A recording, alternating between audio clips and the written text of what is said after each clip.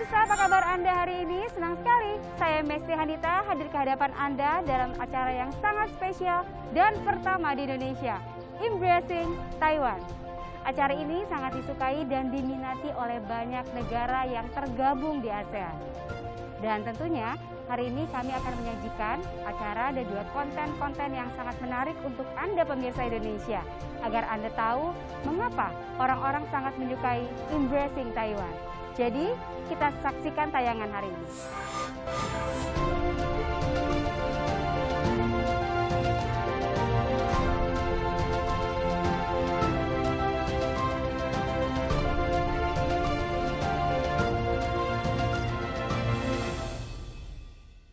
Bagi masyarakat Indonesia, Taiwan adalah salah satu destinasi wajib untuk dikunjungi. Perkembangan kota di Taiwan dan keramahan masyarakatnya telah menjadi buah bibir teman-teman Indonesia setelah pulang dari Taiwan. Walaupun mulai tahun 2020 tiba-tiba pandemi COVID-19 meledak, sehingga menghalangi transportasi dan hubungan antar negara, tetapi tidak dapat menghalangi Taiwan dan Indonesia untuk saling peduli dengan satu sama lainnya. Melalui berbagai media informasi di Indonesia, kita mengetahui keberhasilan Taiwan dalam mencegah pandemi COVID-19 tidak hanya melindungi rakyatnya sendiri, tetapi juga masih menolong negara lain yang membutuhkan, termasuk Indonesia. Misalnya, pada tahun lalu, Taiwan menyumbangkan masker medis berkualitas tinggi. Pada bulan Juli 2021, juga menyumbangkan mesin pembuat oksigen. Ini semua membuat kami sebagai penduduk Indonesia terharu. Setelah pandemi ini, semua orang paham bahwa dunia ini ibarat seperti sebuah desa global. Hubungan dan kerjasama antar negara menjadi makin erat dan dibutuhkan.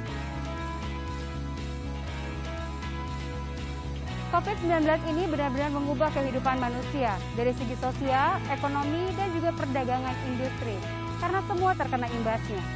Dalam rangka menanggapi perubahan global yang cepat, pada saat ini pemerintah Taiwan telah merumuskan rencana baru yang merupakan Six Core Strategic Industries, yaitu dengan menyiapkan industri yang sangat luar biasa untuk berbagi dan bekerja sama dengan dunia.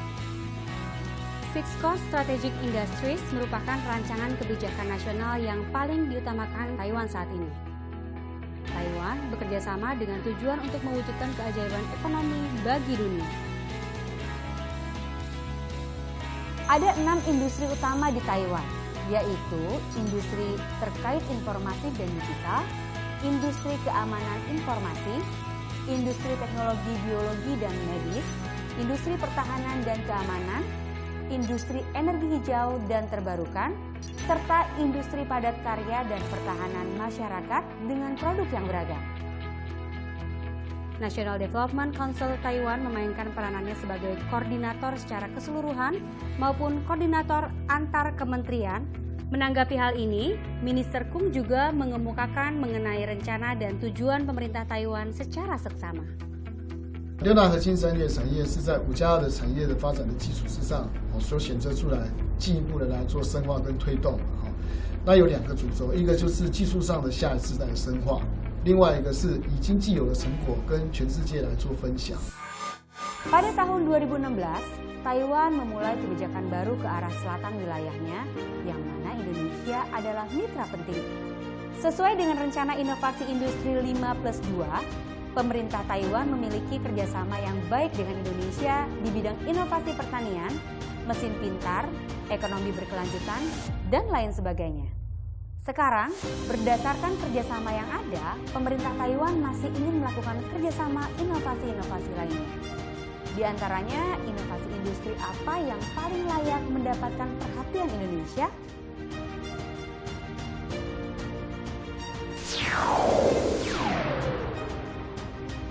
经过了这次 COVID-19 以后，我们认知到有一些的物资，不管是医疗也好，或民生物资，或者是一些战备物资。 事实上，要有一个制度性的或数位化的一些储存的一些相关的方法。那我们就是透过这个计划，把这个盘点出台湾未来、将来在不管是面对疫情的关系，或者是甚至于战争的时候，我们要储备些什么。 Tentunya dampak COVID-19 sangat besar. kita melihat situasi di mana banyak orang di setiap negara berebutan membeli barang sampai ludes di supermarket, terutama kebutuhan barang-barang medis dan pangan yang sangat mendesak. Bagaimana Taiwan dalam waktu yang singkat dapat memenuhi kebutuhan masyarakat dan juga menyuplai kebutuhan negara lainnya? 台湾事实上在生产的能量弹性跟效率是非常高的。从这次 COVID-19 就可以口罩的发展就可以看到这种情况。我们的口罩多生产出来的，比如说340万片，就捐助了很多很多的新能源国家。那我们相信就是说，如果在国际间类似这样的一些挑战或机会的时候呢，除了我们储存为我们自己所用之外，我们还是可以有能力台湾 can help 帮助其他的国家。Six Core Strategic Industries memimpin Taiwan menuju kemajuan secara berkelanjutan dan menunjukkan kekuatan yang besar untuk melindungi rakyatnya. Ketika Taiwan memiliki kemampuan dan kapasitas cadangan, maka dengan murah hati akan berdonasi kepada negara-negara yang membutuhkan bantuan sebagai bukti ketulusan dari persahabatannya. Taiwan menjaga negaranya dengan sangat efisien guna menjaga keselamatan rakyatnya. Dan kami juga percaya bahwa Taiwan akan berhubungan erat dengan negara-negara lainnya, begitu pula Indonesia. Keduanya akan terus bersahabat dan mempunyai hubungan erat di masa depan.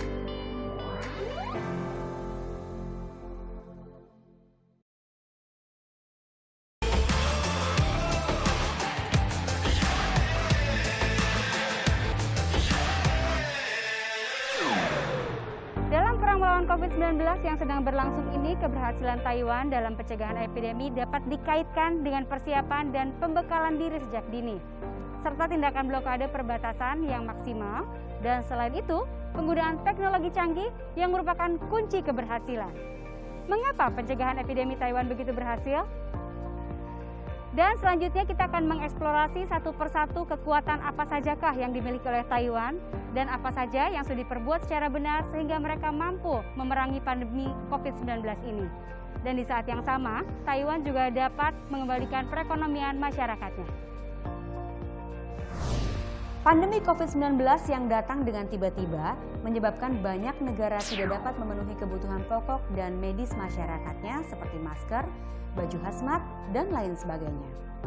Akan tetapi, Taiwan tidak mengalami kesulitan tersebut.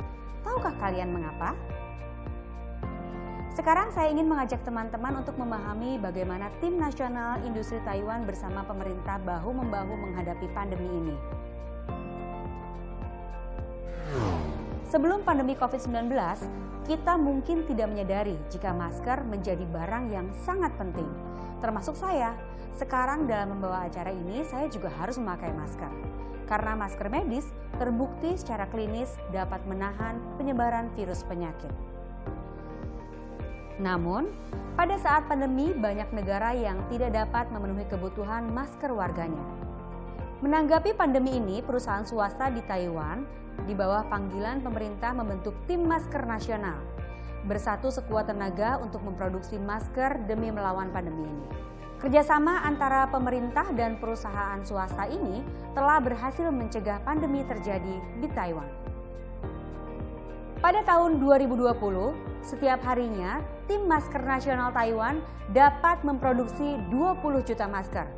Tidak hanya cukup untuk kebutuhan dalam negeri, tetapi juga dapat menyumbangkan ke negara yang berkekurangan. Selain itu, Taiwan juga membentuk tim baju hazmat nasional yang bertujuan untuk membantu memproduksi pakaian pelindung tenaga medis. Dulu, pakaian pelindung dan gaun isolasi yang digunakan oleh staf medis di Taiwan didatangkan dari luar negeri. Pandemi COVID-19 telah membuat permintaan yang mendesak terhadap kebutuhan pasokan medis global, sehingga Taiwan memutuskan untuk membentuk tim nasional dan membuat sendiri pakaian pelindung dan gaun isolasi. Pandemi yang makin mengkhawatirkan membuat permintaan baju hazmat meningkat. Menanggapi hal tersebut, Biro Industri Taiwan segera mengkoordinasi perusahaan tekstil untuk membentuk tim baju hazmat nasional. Dalam waktu 1 bulan dapat memproduksi 1 juta baju hazmat, cukup untuk melindungi kesehatan para tenaga kesehatan. Baju hazmat tingkat tertinggi yakni level P3. Umumnya digunakan oleh tenaga medis garis depan, Selain bahan kain yang harus benar-benar kedap udara dan jahitan yang erat dan pas, teknologi anti air pada jahitan juga merupakan kunci utama baju hazmat ini. P3等级的防护衣呢，照台湾 CNS 的国家标准，它是要能够通过病毒跟血液渗透这样的一个功能。我们这一次用的防护衣的这个面料还有止水胶条制作上面呢，确实有它的一个难度。那我们大概把整个这个原理技术都掌握到，所以经过多次的测试之后，那个品质也稳定下来了。那我们现在就大量在生产。Taiwan memiliki teknologi tekstil yang sangat baik. Kualitas pakaian isolasi yang dihasilkan juga sangat baik, sehingga petugas perlindungan garis depan dapat menggunakannya dengan tenang.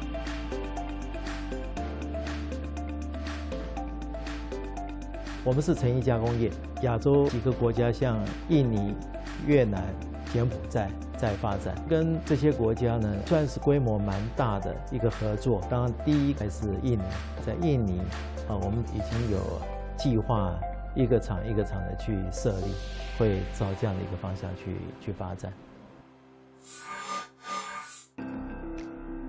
Epidemi tidak akan berakhir begitu cepat, dan barang-barang dengan efek anti-epidemi akan menjadi bagian dari kehidupan. Sekarang, Taiwan telah mengembangkan banyak produk yang tidak hanya modis dalam penampilan, tetapi juga memiliki efek anti-epidemi. Produsen pakaian Taiwan menggabungkan dua elemen penting dari mode dan fungsi, dan juga modis.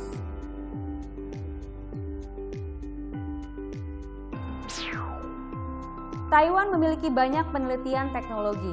Awalnya tidak fokus pada pencegahan pandemi, tetapi karena memiliki fungsi yang baik dan juga banyak dapat digunakan dalam kehidupan sehari-hari, pada saat pandemi efektif membantu mencegah penyebaran virus dan membuka peluang bisnis baru. Seperti teknik pencetakan 3D, VR, dan sebagainya, semuanya menunjukkan efeknya di masa pandemi ini.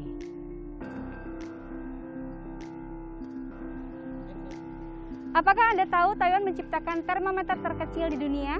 Dan penemuan ini memainkan fungsi peranan yang kuat selama masa pandemi ini. Sekarang kita telusuri lebih banyak informasinya. Pada umumnya ukuran termometer sebesar ini. Tetapi ukuran termometer ini sebesar ukuran koin. Termometer terkecil di dunia. Pada awalnya target pasar mereka adalah ibu-ibu rumah tangga dan bayi yang baru lahir. Tetapi sejak COVID-19, termometer ini memiliki peran yang sangat baik dalam mencegah pandemi.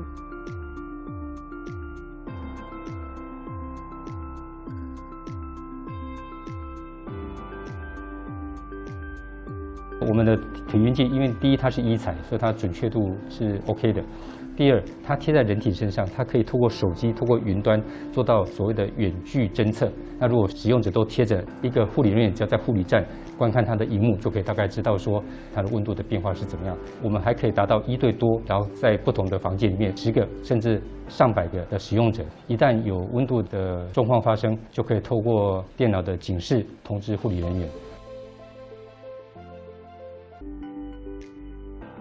Pandemi ini mengganggu rencana bisnis dan tujuan banyak perusahaan, tetapi juga menguji kekuatan dan kemampuan perusahaan menghadapi krisis serta kemampuan memberi bantuan medis yang sesuai.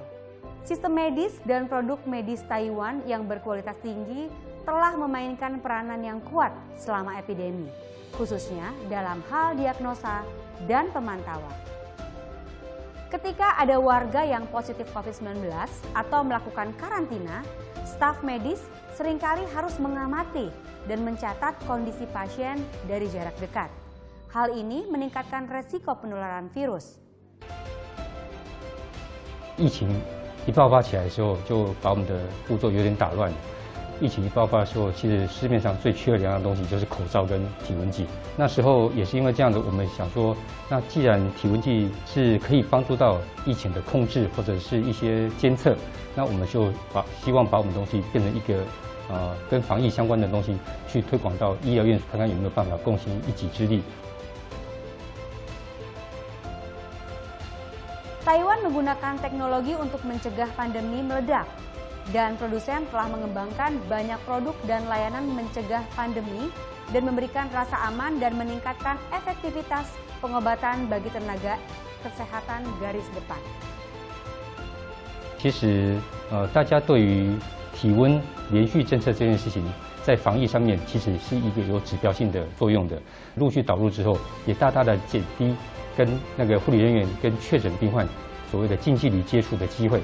这是我觉得说，大家利用 IoT 的设备去减低护理人员的loading，以及提供更好的服务给病患，做到疾病的管制，这是一个非常好的事情。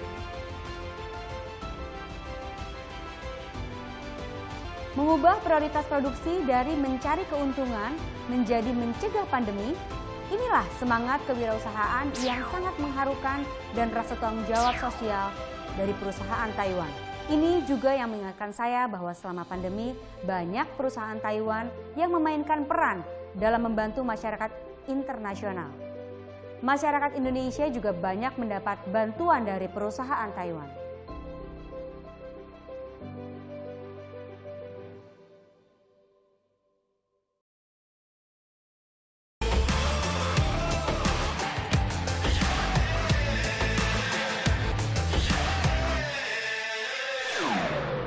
Teknologi pencegah pandemi menjadi kunci penting keberhasilan Taiwan dalam menghentikan penyebaran pandemi COVID-19.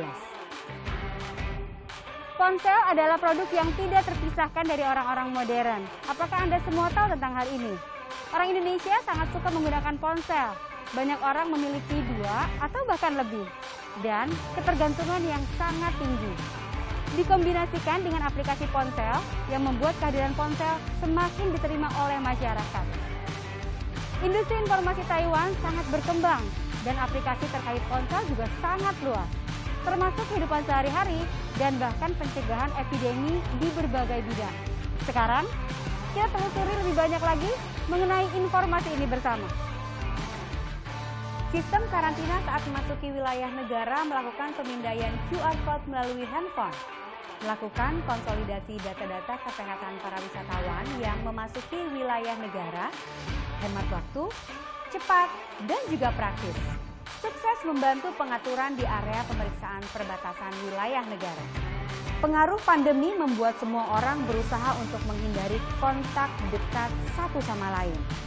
Layanan jarak jauh telah menjadi tren baru dan diagnosis digital adalah salah satunya. Dengan bantuan teknologi jarak jauh, melalui diagnosis dengan video call, masyarakat dapat melakukan konsultasi medis yang aman dan cepat. Taiwan telah memasuki era 5G. Penelitian peralatan medis juga dapat mengalami kemajuan. Diagnosis digital menjadi lebih mudah. Masyarakat dapat berkonsultasi dengan dokter melalui HP mereka, tidak hanya praktis dan hemat waktu, tetapi juga dapat mencegah penularan pandemi. Masyarakat Taiwan dapat mengetahui jumlah kasus konfirmasi COVID-19 setiap harinya dan informasi pandemi terbaru melalui siaran berita. Selain itu, juga dapat melalui aplikasi Jiguanjia. Jiguanjia dikembangkan sendiri oleh Taiwan dan menggabungkan dengan robot chat lain. Kita dapat berinteraksi dengan chat secara real time untuk mendapatkan informasi publik yang transparan tentang pandemi COVID-19 dari pemerintah Taiwan. Selain melayani penduduk Taiwan, pemerintah Taiwan juga menyediakan situs internet berbahasa asing yang dapat digunakan oleh penduduk di negara-negara Asia Tenggara. Semuanya silakan lihat. Ini adalah situs internet berbahasa Indonesia. Situs ini dapat memberikan informasi terkini tentang pencegahan pandemi yang lengkap.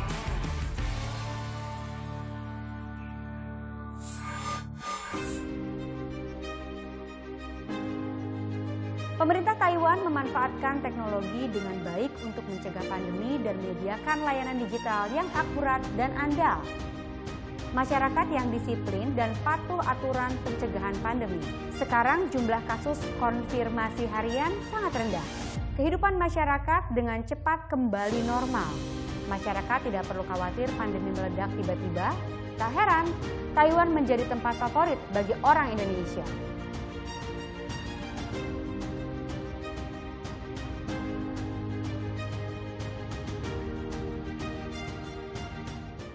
Semua orang yang tahu bahwa Taiwan adalah pulau Formosa yang indah. Dan Taiwan merupakan pulau kebahagiaan dengan kemajuan teknologi tinggi yang mutakhir. Indonesia dan Taiwan telah menjalin hubungan baik jangka panjang dan saling bertukar banyak informasi dan juga pengetahuan keahlian di bidang industri. Tentunya ini menguntungkan kedua belah pihak. Teknologi yang cerdas dan kapasitas produksi medis Taiwan yang luar biasa melindungi rakyatnya dalam perang melawan COVID-19. Dengan upaya bersama pemerintah dan rakyat, kondisi epidemi domestik Taiwan telah membaik dan terkendali. Upaya-upaya tersebut dapat menjadi contoh bagi negara-negara di seluruh dunia dalam memerangi COVID-19. Di episode mendatang, kami akan menghadirkan cerita-cerita Taiwan dan juga Indonesia yang lainnya. Jadi tetap saksikan Embracing Taiwan.